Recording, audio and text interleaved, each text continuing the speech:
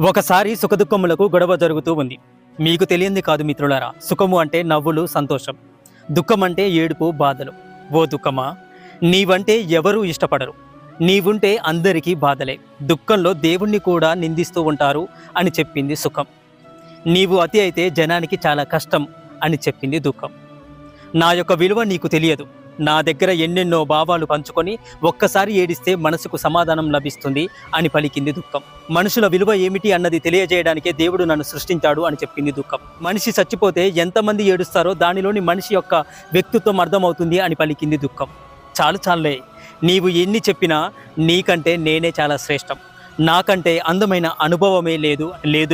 నీకంటే నేనే చాలా శ్రేష్టం. నేనుంటే మనిషి భావాలకు విలువ అని చెప్పింది దుఃఖం. ఇదంతా చూసిన దేవుడు నవ్వుకొని సుఖదుఖముల దగ్గరికి వచ్చాడు. మనిషి జీవితంలో మీరిద్దరూ ముఖ్యమే, అది ఎలానో చెబుతాను రండి అని